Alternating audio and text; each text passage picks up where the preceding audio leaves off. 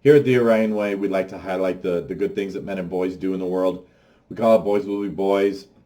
It's kind of a play on the Gillette commercial where, if you haven't seen the commercial, most people have by now.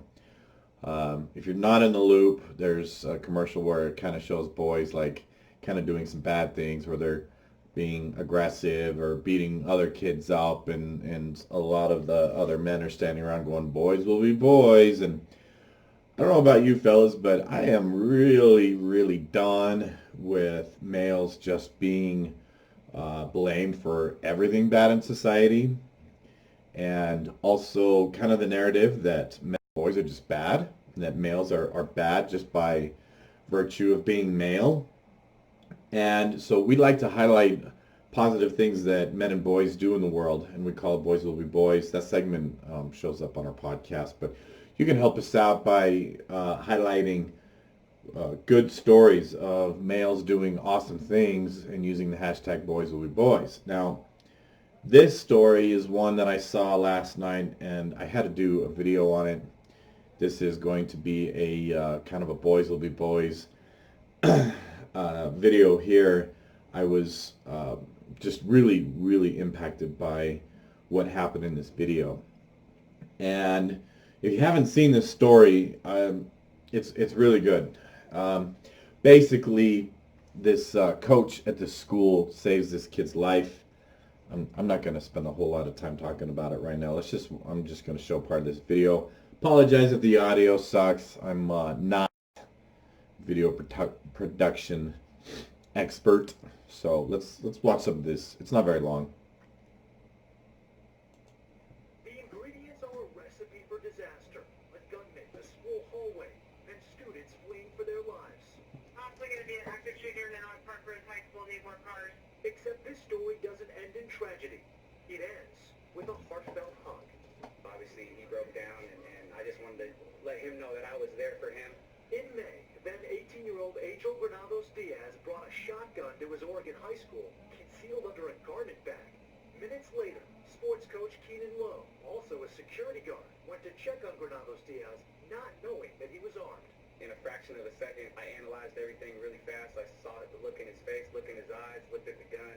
Prosecutors say the student tried to discharge the weapon on himself before Lowe wrestled it away, handing the shotgun to a teacher, and then this hug that seemed to go on for minutes, the boy tightening his arms, and the coach his resolve. Tonight, public reaction to this heart-melting gesture pouring in. What a compassionate hero. This coach has tremendous courage.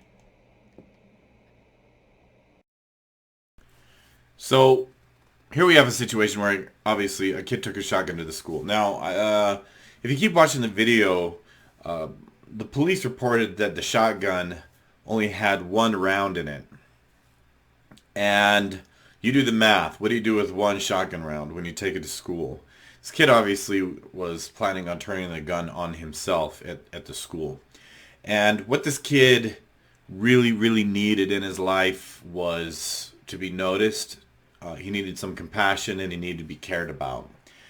And we kind of live in a society, honestly, as someone who, I have worked in public high schools. I have worked for years with teenagers and families. I'm really involved in the community and community mental health. And we've seen a huge spike in teen suicide, with roughly 75 to 80% of those kids being boys. If 75 to 80% of these suicides were girls, you'd hear all about it. I have to believe that it would be all over the place. We'd hear all about it. But because it's boys, we don't really hear about these numbers. It's relatively unspoken about. And in this situation, this coach, he was a hero to this kid. And man, Coach Lowe, if you're watching, nice work, brother.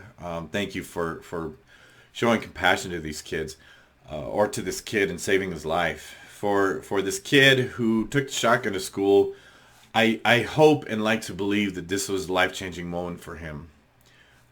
He was intending on ending his life that day, and he's still alive now. And the story reports later that he is getting mental health treatment, but honestly, there's almost nothing that is as powerful as empathy and compassion. And we really do live in a state and a society where I see adults and they treat boys like they're a scourge. I'm really, really tired of seeing adults treat kids like they're adults. I really wish we would knock it off. These are kids. I'm sick and tired of men and boys being blamed for everything. I'm tired of boys being pulled into that narrative and being blamed for everything and treated like they're a scourge. Our schools have these zero tolerance policies towards boys. Boys are treated with zero tolerance. They get punished to the full extent when girls get a slap on the wrist. Now, in my experience, that fortunately is not 100% true.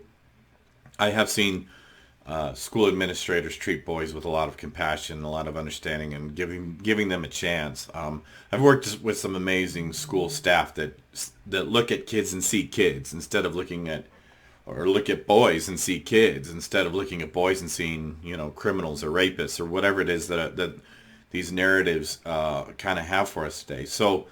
But I often see too adults that they just treat boys like a scourge, and I'll hear this from parents, for example, if I'm working with their son, where I don't like his friends and I want him to separate from that friend or those friends.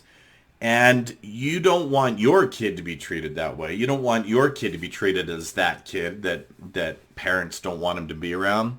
I try to implore parents to treat those kids with compassion and empathy. Get to know those kids, embrace those kids. Try to connect with them, talk to them, invite them into your home. Have an event, invite those kids into your home. And instead of treating them like they're some sort of criminal or like they're some sort of scourge. But there's a reason why we've seen such a spike in teen suicide that primarily affects boys. We did a whole podcast episode on this topic on male suicide recently. Our podcast is Orion Way of Life. So I believe the episode on suicide has been published, but big mad props to this coach that treated this kid with compassion. If you keep watching the video, it even shows him kind of sitting in the hall talking to this kid. He never left him. He just stayed there talking to him until the cops showed up. And man, he's a hero. This coach, he's a hero. I don't know if he'll ever watch this, but man, thank you for treating this kid with compassion is what he needed. And that's what our boys need. They need to be treated with compassion. But this coach is just a demonstration of what men and boys really are about.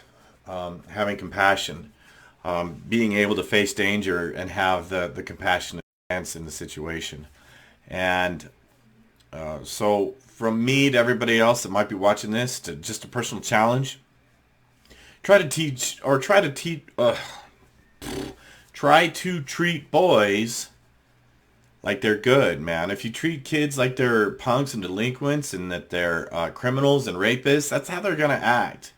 If you treat them like they're good, if you treat them like they're kids, if you treat them like they're deserving of caring and compassion and are able to get better and have their lives changed in a positive way, then that's more likely what is going to happen. So, thanks for watching this one. This video is important to me. This story is really important to me. I had to highlight it. So nice work, Coach Lowe. Again, help us spread better messages about men and boys by taking good stories and uplifting news and use the hashtag Boys Will Be Boys. Make sure you go check out our website. It's time to turn the ship around. Enough is enough, guys. So go check out the orionway.com. All the articles on there are written by yours truly. Go listen to our podcast. Thanks again for watching. You know what to do. Like, subscribe, notifications, blah, blah, blah, all that other good stuff. And we'll see you next time.